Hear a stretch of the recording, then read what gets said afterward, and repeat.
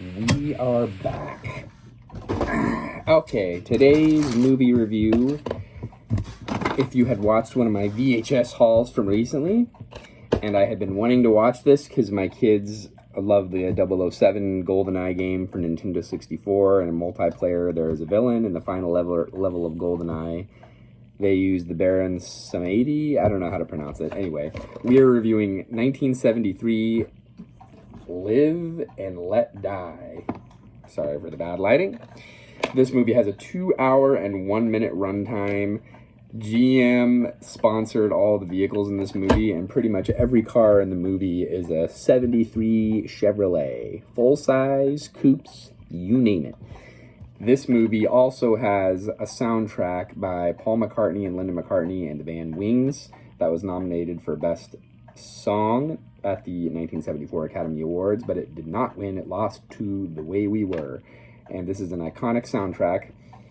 This movie, interestingly enough, is the most watched television movie for a debut ever on the BBC in 1980. It had like 23 million people watch it on television for its initial TV release.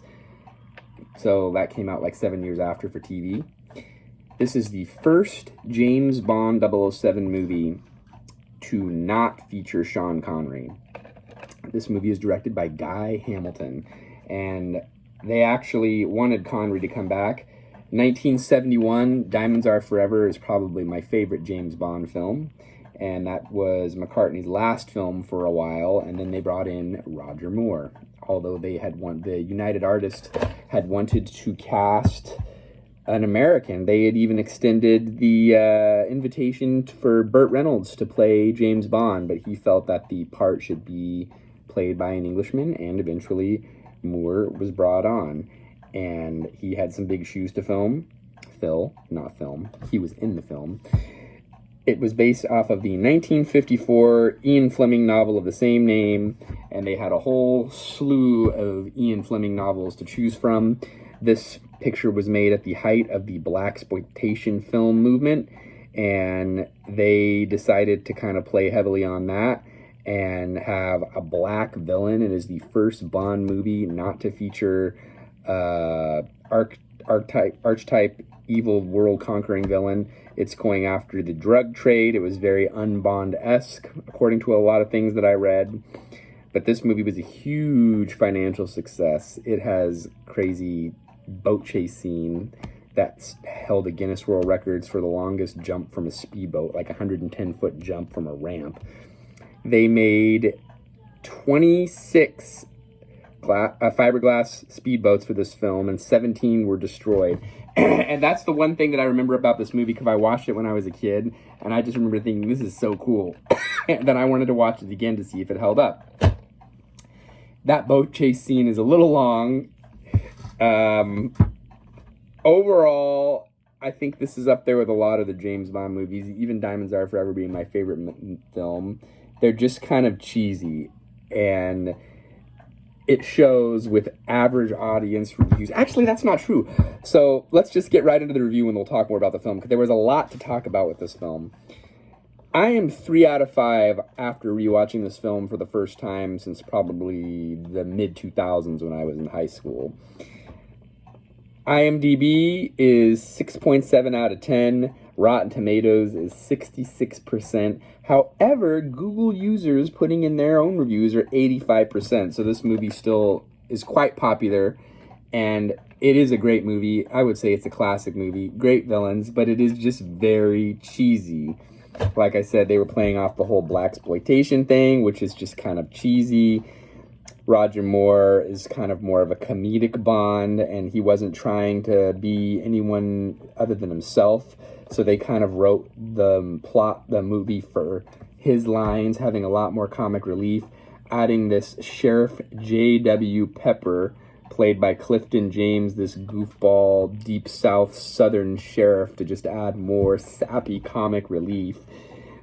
And one of the villains, I'm not going to give any spoilers, someone gets blown up by like an air capsule tablet. It's just so cheesy. All of the villains are wearing like matching little outfits at one point, denim and red t-shirts, and it's cheesy all around, but it's still very entertaining. I laughed and I had a good time, but it's just not like the best movie out of all the Bond movies. But it's a movie of a certain point in time, and it was wildly successful. It cost $7 million to make at the time and made $161 million worldwide at the box office. So, and like I said, it set a record for the most watched TV program on BBC history when it was released on television in 1980. So this movie is obviously everyone was tuning in to see the new James Bond. And I can't imagine Roger Moore not being the James Bond of this era. I feel like he was perfect for the role, and I love the movie, but I just don't think, like, I don't know. It's just kind of a B movie to me now. And that's not discounting the movie. Like I said, I enjoyed it. It's just looking at it from modern eyes compared to when I watched it in high school, it's just cheesy. And even my kids walked out of the movie and it didn't capture a younger audience. That's their loss. This is a great film in some regards. Like that whole boat chase scene like I was talking about. It's kind of sappy, but it's still like, when you start reading all that went into it, it's like this movie was very intense technologically and stunt-wise. And lovely Jane Seymour is in it. And then like it's the first Bond movie to also feature a black love interest, which is kind of like iconic. It has a very occultic, dark undertone. Like the tarot cards and like black magic and voodoo were like really big parts of the film. So it does kind of have some dark undertones. So I kind of see why they brought some of the comic relief in there. That might bother some people. To me, it kind of worked with the whole setting in New Orleans and then like the Caribbean and the whole heroin drug trafficking vibe that they were doing. Interesting note, they filmed parts of the movie in Harlem and they had to pay off local gangsters to ensure safe production. And when they ran out of production budget, they were not ensured safe filming anymore and they had to shoot in other parts of Manhattan. So that's pretty much all that I have to say about this film. Yeah, check it out. Go buy a 1973 Chevrolet because that's what this film was telling you to do. Until next time, we'll see you then.